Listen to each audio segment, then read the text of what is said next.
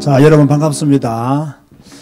여기까지 오시느라고 수고가 많았습니다. 비록 소수가 모인 성경 캠프이지만 의미 있는 캠프가 될 것이고, 또 여러분에게 새로운 기회가 제공되어지는 복된 캠프가 되기를 바랍니다. 제가 이 캠프를 광고를 잘 하지를 않습니다. 우리 성경 읽는 사람들 밴드 외에는 광고를 하지 않습니다. 왜냐하면 많이 이렇게 광고를 해도 오는 분들이 많지가 않고요. 또 그렇게 좀 많은 분들이 모여서 해보니까 약간의 단점도 또 발견되어지고, 그래서 한 3, 40명 정도 소수의 사람들을 모시고 이 캠프를 진행하게 되겠습니다. 오늘 제가 앞에 적은 것처럼 성경 캠프를 하는 이유가 무엇이냐, 이 이유를 여러분들이 잘 아셔야 돼요. 1년에 딱 두 번 합니다. 겨울방학 한 번, 여름방학 한 번. 이 캠프를 하면 누가 알아주느냐? 누가 알아주겠어요? 안 알아주겠어요? 알아주는 사람 아무도 없습니다. 오히려 핍박만 안 해도 다행이죠. 눈치 보면서 해야 됩니다. 그렇다고 사람들이 많이 모이느냐? 절대로 사람들이 많이 모일 수가 없습니다. 왜? 광고를 안 하기 때문에. 성경 읽는 사람들 밴드 외에는 광고를 안 하기 때문에 다른 분들은 뭐 하는지도 모릅니다. 그러면 뭐 회비를 많이 받느냐? 그렇게 많이 받지도 않습니다. 받은 회비가 남느냐? 모자랍니다. 우리 교회가 다 후원해서 합니다. 왜 하느냐 이게요. 누가 알아주지도 않고, 또 경제적으로 도움이 되는 것도 아니고, 눈치 보면서 핍박받으면서 왜 하느냐. 제가 강의 준비를 하면서요, 진짜 저 자신이 물어봤어요. 너는 이걸 왜 하니? 이 강의 준비하려면 얼마나 많은 시간을 투자해야 됩니까? 또 강의하려고 하면 많은 에너지를 쏟아내야 됩니다. 또 뭐 강의 좀 하다가 좀 실수하면 비난도 감수해야 돼요. 그런데 너는 왜 하니 그게? 왜 성경 캠프를 하니? 제가 이 준비하면서 왜 성경 캠프를 하는지, 제가 뭐 밖으로 자랑하기 위해서 성경 캠프 하겠습니까? 뭐 자랑할 게 뭐 있다고요? 뭐 성경 캠프 하는 거 자랑할 곳도 없어요. 가만히 생각해 봤어요. 내가 진짜 성경 좀 읽는다고 자랑하기 위해서 성경 캠프를 하나? 내 자신에게 질문해 봤다니까요. 내가 왜 성경 캠프를 하는가? 이 어렵고 힘든 성경 캠프를 왜 하는가? 자랑하기 위해서 내가 성경 캠프를 하는가? 한참 생각해 보니까요, 그게 아니더라고요. 왜? 자랑할 곳도 없고, 자랑하면 진짜 어리석은 짓이거든요. 그 자랑하기 위해서 성경 캠프를 하는 게 아니에요. 그러면 두 번째, 나의 의를 말하기 위해서 성경 캠프를 하느냐? 그것도 아니에요. 뭐 저한테 의가 어디 있겠습니까? 아무리 생각해봐도요, 나의 의를 내세우기 위해서 성경 캠프를 하는 것도 아니에요. 그러면 또 생각해봤어요. 그러면 너는 왜 하니? 왜 하니 도대체? 강의 준비도 어렵고, 사람들이 많이 모이는 것도 아니고, 누가 알아주는 것도 아니고, 경제적으로 도움이 되는 것도 아니고, 우리 교회가 크냐? 큰 교회도 아닌 주제에 너는 왜 하니? 곰곰이 생각해 보니까요, 세 가지 답이 나왔어요. 첫 번째로, 잘 들으시기 바랍니다. 지금까지 신앙생활 하면서 내가 성경 제대로 못 읽은 거 억울해서 합니다. 아시겠습니까? 제가 왜 성경 캠프를 하느냐? 자랑하기 위해서 하는 것도 아니고, 나의 의를 내세우기 위해서 하는 것도 아니고,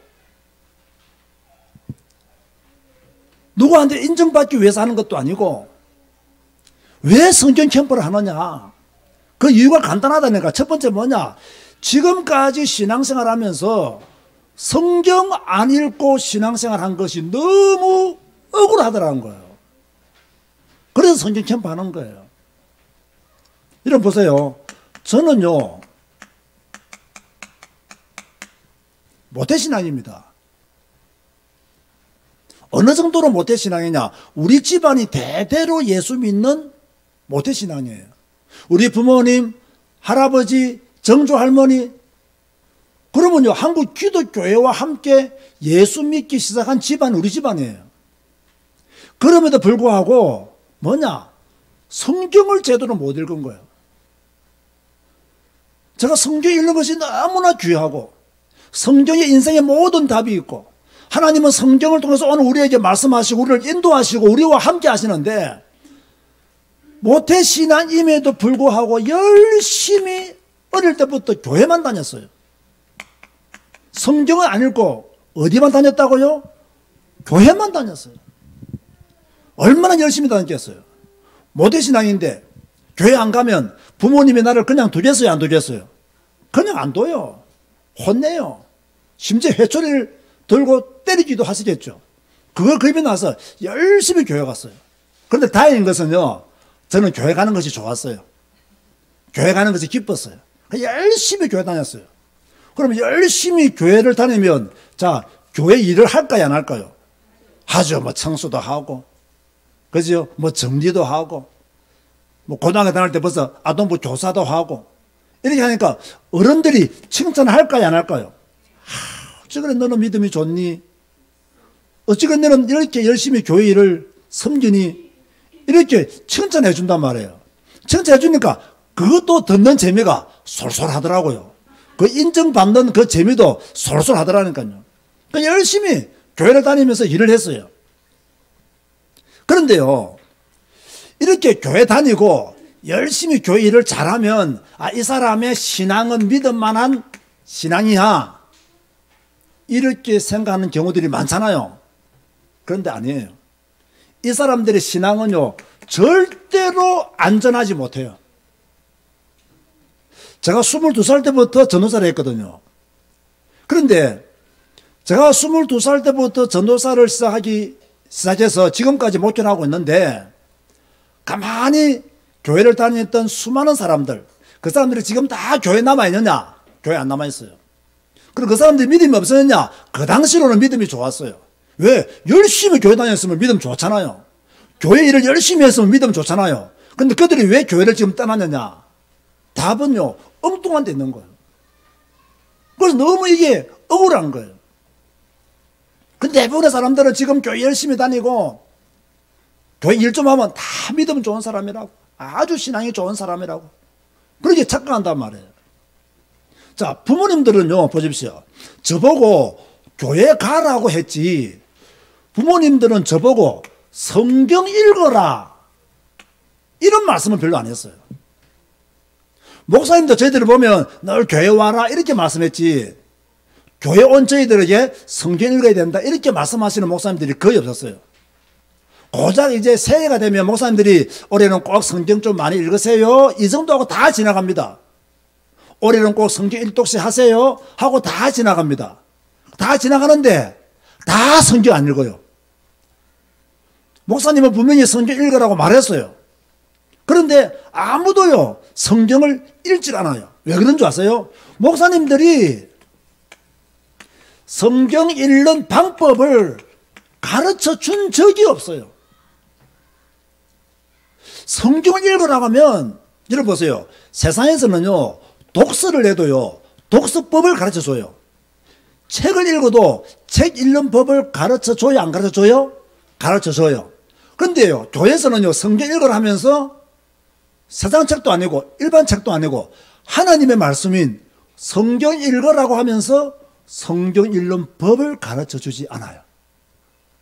성경은 이렇게 읽어야 됩니다 라고 가르쳐 주시는 분이 제가 지금까지 신앙생활 하면서 저는 만나보지를 못했어요.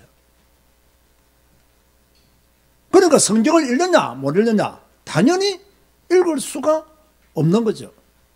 심지어 제가요 신학교를 아주 우수한 성적으로 졸업한 사람이에요. 제가 목회를 하면서도 부끄러운 이야기를 고백하면 신학교 다닐 때는 공부하고 레포트 쓴다고 시간 다 보냈고요. 목회하면서는요, 설교 준비하느라고 시간 다 보냈어요. 그러니까 설교 준비하기 위해서 읽는 성경이 어떤 면에서는요, 전부라고 봐야 돼요. 얼마나 참 황폐한 신앙생활을 했으며 황폐한 목회를 했겠어요. 여러분 잘 보세요. 성경을 읽다가 설교 준비를 해야 됩니까? 설교 준비를 하기 위해서 성경을 읽어야 될까요? 성경을 읽다가 설교 준비를 해야 되잖아요. 그런데요, 설교 준비를 하기 위해서 저는 옛날에 성경을 읽었다니까요. 그러니까 내가 원하는 메시지를 하기 위해서 성경에 어떤 메시지가 있나, 이런 관점에서 설교 본문을 찾은 거예요. 이게 잘못됐다는 것을 제가 어느 날 알게 된 거예요. 내가 성경을 평소 때 읽지 않고 설교 준비하기 위해서 성경 읽는다. 야, 이거 위험하다. 이거 잘못된 것이다. 이걸 발견한 거예요. 그래서 제가 이걸 한번 고쳐보자. 이러던 어느 날, 여러분 항상 여러분에게는 무슨 날이 있어야 되느냐? 무슨 날이요? 어느 날 이게 나와야 돼요. 이게 없으면 안 됩니다. 어느 날 이게 나와야 돼요. 제가 이렇게 성경과 관계없는 신앙생활, 교회생활 또는 목회생활 이렇게 하다가 또 어느 날, 야, 내가 너무 성경을 읽지 않고 있는 목사구나. 내가 성경과 너무 거리가 먼 목사구나. 이걸 제가요 깨닫게 되었어요. 설교 준비하기 위해서 성경을 딱 펴는데요, 이 성경이 내게 너무 생소한 거예요. 매일매일 내 손에 들려있는 성경이 아니라, 내가 매일매일 읽는 성경이 아니라 며칠 만에 한 번씩 보는 성경, 이게 내게 생소한 거예요. 내 마음에 찔림이 엄청 왔어요. 저는 지금도 그때의 찔림을요 기억하고 있어요. 저희 집에서 내가 어제 앉아가지고요 멍하니 앉아있었어요. 내가 정말로 성경을 너무 안 읽고 있구나. 내가 정말로 설교를 준비하기 위해서 성경 읽는 것 외에는 성경이 내 손에 들려지는 때가 별로 없구나. 이걸 제가 딱 깨달으면서요, 정말 나는 나쁜 목사다. 정말 나는 나쁜 목사다. 설교 준비하기 위해서 성경을 드는 나는 정말 나쁜 목사다. 평소 때 성경을 읽으면서 읽은 그 말씀이 감동이 되어서 성도들에게 말씀을 전가해야 되는데, 설교 준비하다가 이 내가 전하고자 하는 이 메시지와 부합되는 성경 구절을 찾아서 설교 준비하는 내 모습이 처량하기도 하더라고요. 이것이 과연 임마누엘일까? 절대로 임마누엘이 아니다. 그런 생각을 하게 된 거죠. 늘 성경이 내 손에 떨어져 있다가 설교 준비할 때만 성경을 붙잡는 거예요. 이것은 잘못된 것이다. 이러면서 나는 그동안 뭐 했느냐? 별로 관계도 없는 사회복지학 석사로 공부하고 사회복지학 박사로 공부했어요. 성경은 내 손에서 떨어진 지 오래되었고, 또 많은 우리는 훈련들이 있잖아요. 그 훈련을 받고 틈나는 대로 사회복지학 석사 과정을 공부하고 사회복지학 박사 과정을 한 것도 공부하고 박사학위까지 받았어요. 그런데 뭐가 내 손에서 떨어져 있었다고요? 하나님의 말씀인 성경이 내 손에서 떨어지는 거예요. 목사가 사회복지학 박사학위 받으면 뭐 하겠어요? 쓰잘데없는 학위 받는다고 시간을 10년을 다 소비해버렸단 말이에요. 그러다 어느 날 이 성경이 내 손에 떨어져 있는 모습을 딱 발견하고는 내가 너무 성경을 안 읽고 있구나. 이건 정말로 잘못된 것이다. 이건 정말 내가 나쁜 목사라는 증거다. 그래서 그날, 어느 날, 이날 성경 읽자. 제발 성경 좀 읽자. 매일매일 성경 읽자. 이제 성경 읽는 목사가 되자. 이때 제가요 내 삶에 큰 결단을 한 거예요. 설교 준비하기 위해서 성경을 드는 목사가 아니라 매일매일 성경을 읽으면서 읽은 말씀에 감동이 된 그 말씀을 가지고 설교하는 목사가 되자. 그게 벌써 10몇 년이 됐어요. 이게. 여러분에게도 어느 날이 있어야 됩니다. 주님이 내게 책망하는 날, 그 말이에요. 맨날 우리는 뭐 성령 임하는 날, 이런 것만 생각하잖아요. 제발 좀 책망 듣는 날을 좀 만드시기 바랍니다. 책망 듣는 날이 있어져야 돼요. 그래야 변화가 있고, 그래야 새로운 도전을 하는 거예요. 제가 성경을 매일 읽으면서, 이제 이 이유입니다. 성경을 매일 읽으면서, 이 어느 날 이후에 성경을 계속 읽으면서, 진짜로 제가 그동안 많이 외쳤던 메시지 중에서 이해되어지고 체험되어지는 단어가 있었어요. 그게 뭔지 아세요? 임마누엘이라는 단어였어요. 제가 매일 성경 읽으면서 깨달아진 말씀, 내가 매일 성경 읽으면서 이해되어진 말씀, 내가 매일 성경 읽으면서 체험되어진 말씀이 뭐냐? 임마누엘. 성경을 읽기 전에는 뭐 임마누엘 믿죠? 누가 임마누엘을 안 믿는 성도 있겠어요? 믿긴 믿었는데 이게 뭔가 가슴에 훅 들어오지 않았어요. 성경 읽기 전에는 임마누엘 하면 아멘! 잘했어요. 근데 이게 훅 들어오지 않아. 아멘이구나. 이게 안 되었단 말이에요. 그런데 딱 성경 읽고 난 뒤부터는요, 믿는 것과 체험되어지는 것, 내가 신앙에 고백하는 것과 이해되어지는 것, 이게 많은 차이가 있구나. 이걸 내가 알게 된 거예요. 그러니까 임마누엘의 복은 성경과 함께 누리는 것이구나. 이런 것을 알게 된 거예요. 이런 것을 알게 되니까, 자, 억울하겠어요? 안 억울하겠어요? 억울하죠. 그래서 성경 캠프를 하는 거예요. 이렇게 임마누엘의 축복을 계속 성경과 함께 누리게 되니까 갑자기요, 뭐가 생기기 시작하느냐? 사명감이 생기기 시작하더라고요. 무슨 사명감이 생기겠어요? 가르쳐야 되겠다. 성도들에게 말해줘야 되겠다. 이런 사명감이 생기더라고요. 성도들은 지금요, 성도들은 지금 이 비밀을 모르고 있잖아요. 어떤 면에서는 성도들은 성경을 읽고 싶어도 가르치는 자가 없기 때문에 성경을 읽을 수가 없어요. 또 우리가 지금까지 들었던 말들은 무슨 말이에요? 야, 성경은 함부로 읽으면 안 돼.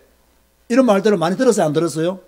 많이 들었잖아요. 함부로 읽다가 네가 잘못될 수 있어. 성경은 함부로 네가 읽다가 잘못 해석하면 네가 큰일 나. 이런 말들을 좀 들었어요? 안 들었어요? 들었죠. 그러니까 하나님의 말씀인 성경을 가장 가까이 해야 될 성도들이 하나님의 말씀은 두려운 말씀으로, 함부로 읽으면 안 되는 말씀으로, 이거 읽다가 잘못되면 큰일 나는 말씀으로 이렇게 알게모를 가진 되어졌단 말이에요. 그러니까 성경 읽는 것이 두려워지고, 그죠? 성경 읽다가 잘못될 수 있는 가능성, 또 뭐 그런 감정들도 하고 그런 또 메시지도 하시는 분들이 있거든요. 그러다 보니까 두려움이 생기는 거예요. 아니다. 성경 읽다가 잘못될 가능성은 거의 없습니다. 자꾸 누군가가 극대화시켜서 강조해서 그렇지, 성경 읽다가 왜 잘못됩니까? 성경 읽으면 성령충만 받죠. 어찌됐든 간에 성도들은 이 성경 읽기의 비밀, 성경 읽는 방법을 모를 수 있다. 이걸 조금 가르쳐보자. 여러분 한번 생각해 보세요.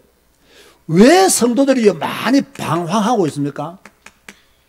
이유가 무엇이라고 생각하세요? 왜 성도들이 신앙에 깊은 뿌리를 내리지 못하고, 이 복음에 깊은 뿌리를 내지 못하고, 왜 성도들이 방황하고 있을까요? 왜 교회를 10년 다니고 20년 다니고 30년을 신앙생활했는데 왜 아직도 흔들리고 있을까요? 왜 우리 아이들이 이렇게 어릴 때는 교회를 다니다가 청년이 되어지고 어른이 되어지면 교회를 떠날까요? 한번 생각해 보세요. 아니, 어릴 때는 부모 밑에 있으니까 교회를 다녀요. 그러다가 대학생이 되고 청년이 되잖아요. 교회를 떠나버려요. 왜 그럴까요?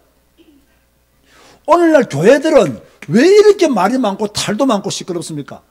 불신자들에게 손가락질 받을 정도로 교회가 지금 이상해졌습니까? 쉽게 말하면 교회가 성경적으로 목하고 있기 때문에요. 왜 성도들이 많이 방황하고 있습니까? 성경 말씀을 모르기 때문에 방황하고 있는 거예요. 왜 아이들이 어릴 때는 교회를 다니다가 어른 되면 다 교회를 떠납니까? 하나님의 말씀이 그 마음에 각인되지를 못했어요. 부모 따라 교회 다니다가 교회 안 가면 혼나기 때문에, 그러다가 이제 자유할 수 있는 시간 되면 마음껏 세상으로 자유해서 나가버려요. 그래서 제가요, 이 부모와 함께하는 성경 캠프를 왜 하느냐, 이 부모들이 껴있어야 되는 거예요. 그래서 여러분, 내일까지요, 여러분이 뭐 힘 얻고 위로받고 이런 생각 아예 하지 마시기 바랍니다. 책망받고 야단맞고 혼나고 이것만 딱 내일까지 계속합니다. 아시겠습니까? 메시지 들어보면 아십니다. 그렇게 이해하시면 됩니다. 그래서 이렇게 지금 성도들이 방황하고 있고, 지금 아이들이 대학생이 되고 청년이 되면 교회를 떠나니까, 또 교회가 지금 이렇게 시끄럽고 흔들리니까 성경을 한번 가르쳐 보자. 다른 방법을 내가 모르니까, 다른 길이 내게 없으니까 성경을 좀 가르쳐 보자. 이런 사명감이 생기더라고요. 그래서 성경 캠프를 하는 것이죠. 특별히 누구한테 가르쳐야 되느냐? 부모에게 가르쳐야 되고, 아동부, 주일학교 교사들에게 가르쳐야 돼요. 누가 성경을 제대로 읽어야 되느냐? 부모들이 제대로 성경을 읽어야 돼요. 누가 제대로 성경을 배워야 되느냐? 주일학교 교사들이 성경을 제대로 배워야 돼요. 그런데 보세요.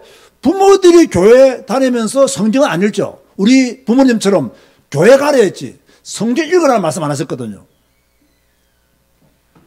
또 교사들도 성경 안 읽지. 이러니까 교회 아이들이 성경 읽을 수가 없는 거예요. 어떻게 성경 읽겠어요? 부모님도 성경 안 읽지. 교사들도 성경 안 읽지. 이 아이들이 성경 읽겠습니까? 안 읽어요. 여러분 오늘 솔직히 한번 생각해 보세요. 성경 안 읽는 아이들의 미래가 있다고 생각하세요? 정말 저의 말을 잘 한번 들어보세요. 성경 안 읽는 아이가 지금 교회 다니는데 이 아이가 앞으로 교회에 남아 있을 것이라고 생각하세요? 여러분 착각하지 마세요. 아무리 메시지를 가지고 아이를 쇠뇌시켜도요, 성경 말씀이 그 아이의 마음판에 새겨 있지 않으면 그 아이는 교회에서 뭡니까? 곧 떠날 아이입니다.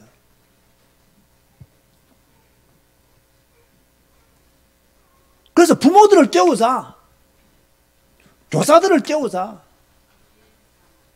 그래야 아이들이 성경 읽는다. 제가요, 어떨 때는 이 성경 캠프 하는 것이 약간 회의감이 들 때가 있어요. 지금 이거 벌써 몇 년 했거든요. 여러분 중에 처음 오신 분들 있죠? 벌써 여러분 모르게 이게 몇 년 했다고요. 몇 년 했는데, 처음에는 막 제가 광고를 좀 많이 했어요. 그게 막 100명씩 모였어요. 100명씩. 그래서 저는요, 어떤 기대를 가졌냐면, 요 100명이 계속 모여서 한 5년, 10년 가면 뭔가 아이들한테 변화되어지고 가정이 변화되어지는 증거가 올 것이라고 아주 순수한 생각을 했는데요. 1년을 못 가고 다 무너지더라고요. 이렇게 성경 읽기를 배웠음에도 불구하고요, 1년 이상 성경 읽는 사람이 거의 없어요. 참 이상하죠. 저는 너무 답답해요. 하나님의 사람이라면, 성도라고 한다면, 적어도 우리가요, 다른 건 몰라도, 뭡니까? 성경 한 권은 평생 붙들고 살아야 돼요. 아멘 하시기 바랍니다. 아멘 하시기 바랍니다. 진짜 우리가 하나님의 사람이라면 성경 한 권은 평생 붙들고, 이걸 놓으면 안 되는 거예요, 사실요. 마음판에라도 이 말씀이 남아있어야 되는 거예요. 그런데, 이거 뭐, 프로그램도 아니고, 여러분 성경 읽기가 프로그램이라고 생각하세요? 아닙니다. 이거는요, 우리가 평생 받아야 될 응답이에요. 그런데 성경 읽기가 무슨 프로그램도 아니고, 뭐 유행도 아니고, 그런데요, 많은 분들이 성경 읽기를 지속을 못 하더라고요. 야, 참 안타깝다. 참 힘든다. 읽고 또 읽고 죽을 때까지 하나님의 형상을 이 성경을 통해서 회복해 나가야 되는데 잠시 배우고 말더라는 거예요. 자, 이런 회의감이 들어왔지만 그래도 이번엔 또 하고 있습니다. 여러분에게 시간표가 온 줄 믿으시기 바랍니다. 그런가 하면 제가 지금까지 신앙생활 하면서 목회하면서 느낀 게 있습니다. 성경이 아니면 안 된다. 이런 결론 내가 내렸어요. 성경이 아니면 안 된다. 제가 22살 때 전도사를 했다 했잖아요. 그럼 제가 지금까지 목회를 몇 년 했어요? 저도 잘 모르겠는데 한 30년 했습니다. 30년. 아니면 30년 넘겠네요. 제가 또 많은 상담도 하고 또 치유에 대한 메시지를 많이 전했잖아요. 지금도 저 치유 메시지를 누군가에 전달해 주는 분들이 많아요. 내가 지금 말을 못하겠지만은 어느 목사님 한 분이 내 치유 메시지를 우리나라의 유명한 어느 한 분에게 계속 주고 있어요. 뭐 감사하죠. 그런데 제가 치유 메시지를 오랫동안 외쳤는데 제가 치유 메시지 20년 외치면서 느낀 게 뭔지 아십니까? 치유 메시지 외친다고 치유되는 게 아니다는 거예요. 그거는 일시적인 것이라는 거예요. 순간적인 것이라는 거예요.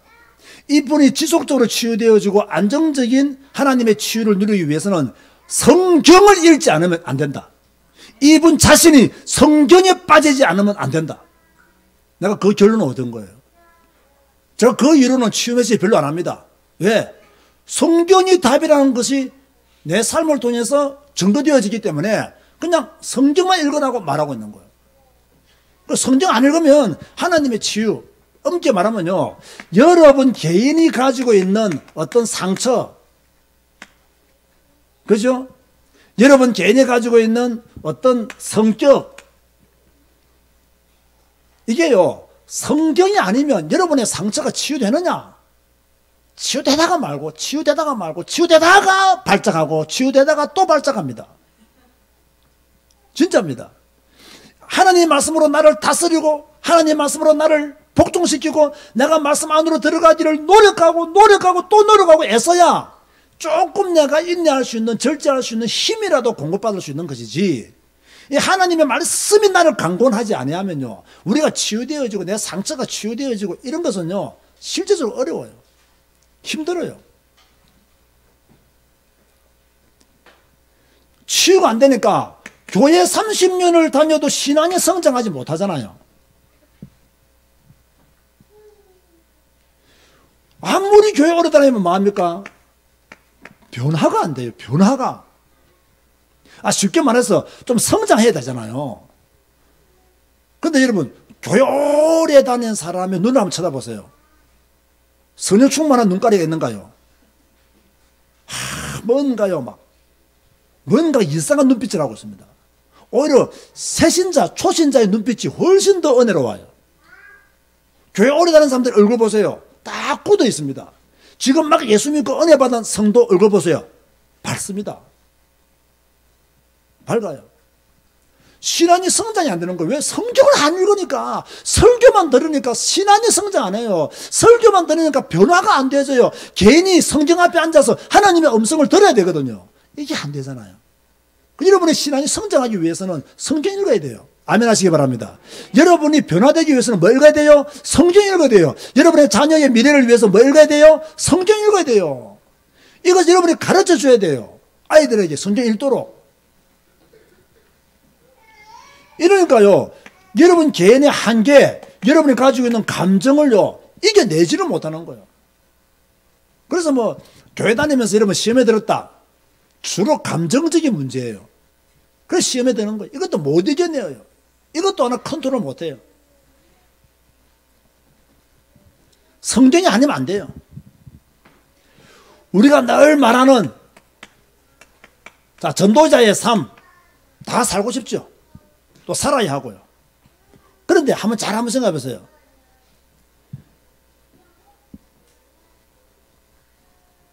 제가 성경 읽으면서 뭐 특별한 것을 깨달은 게 아니에요. 제가 지금까지 성경 읽으면서 우리 교회인들한테 그런 말을 했어요. 나는 지금까지 성경 읽으면서 깨달은 게 하나 있다. 뭘 깨달았냐? 내가 지금까지 살면서 지은 것은 죄밖에 없다. 이걸 깨달았다. 제가 왜 이 말을 했겠어요? 내가 성경 읽으면서 깨달은 게 뭐냐? 내가 지금까지 살면서 지은 것은 죄밖에 없다. 물론 제가 죄를 많이 지었기 때문에 그 고백을 했을 수도 있지만, 성경을 보니까 누가 보여요? 내가 보여요. 성경을 읽으니까 성경이 거울이 돼가지고 나를 비추어줘요. 이 성경에 비해서 내가 얼마나 추한 사람인지, 내가 얼마나 더러운 사람인지, 내가 얼마나 속된 사람인지, 이 성경에 보니까 내가 얼마나 하나님 앞에 정말로 벌레만도 못한 존재인지 이걸 내가 알게 되는 거예요. 이러니까 회개하게 되고, 이러니까 내가 조금 더 주님이 기뻐하시는 사람으로 변화되기 위해서 조금 노력해 가는 거예요. 그러니까 성경 읽지 않고 사니까 성경적인 삶이 없는 거예요. 뭐가 없다? 성경적인 삶이 없는 거예요. 여러분, 전도자의 삶을 사시기를 원하십니까? 그러면 성경적인 삶이 나와야 돼요. 그래야 전도자의 삶을 살 수 있는 거예요.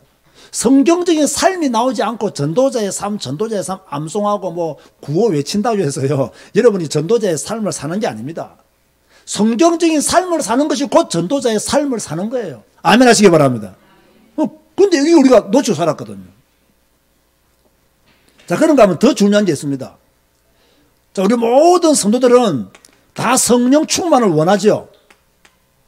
그런데요, 성령 충만을 유지하는 방법이 뭐냐? 이 성령 충만을 지속할 수 있는 방법이 뭐냐? 그게 바로 뭐냐? 성경 읽기예요. 이걸 모르면 안 됩니다. 여러분이 성령 충만을 유지할 수 있는 길, 여러분이 성령 충만을 계속 지속할 수 있는 길, 유지할 수 있는 길이 뭐냐? 성경 읽기에 있다. 성경은 하나님의 감동으로 기록된 책이잖아요. 그러면 성경 읽을 때 하나님의 감동이 올까요, 안 올까요? 오게 되어 있습니다. 성경은 하나님의 감동으로 기록된 책이에요. 그러면 성경 읽을 때 하나님의 감동이 오게 되어 있어요. 잘 들어보세요. 성령 충만이 먼저겠어요? 성령의 감동이 먼저겠어요? 저는 성령의 감동이 먼저라고 봅니다. 물론 성령 충만 후에 성령의 감동이 일어날 수도 있습니다. 그러나 성령의 감동이 지속되어지면 이것이 성령 충만을 유지하는 길이 되는 거예요. 성령의 감동이 날마다 일어날 수 있는 시스템이 뭐냐라고 하면 매일매일 하나님의 말씀 앞에 내가 앉는 거예요. 그 말씀 앞에서 나를 조명해 보는 거예요. 이게 바로 성령의 감동되는 방법이요. 이 성령의 감동됨이 날마다 내 삶 속에서 일어나야 뭐가 유지되어진다? 성령 충만이 유지되어진다. 그런데 우리는 성령 충만하면 갑자기 막 하늘에서 불 떨어지고 사도행전 2장만 생각하고 있잖아요. 아니에요. 우리는 하나님의 말씀을 읽을 때 성령 충만을 받을 수가 있다. 자, 그러면 첫 번째 강의 결론을 맺겠습니다. 성경 캠프를 하는 이유가 뭐냐? 제가 깊게 생각했다니까요. 나는 왜 이 성경 캠프를 하느냐? 광고도 별로 안 하고 사람도 별로 안 모이는데 나는 왜 이 성경 캠프를 하는가?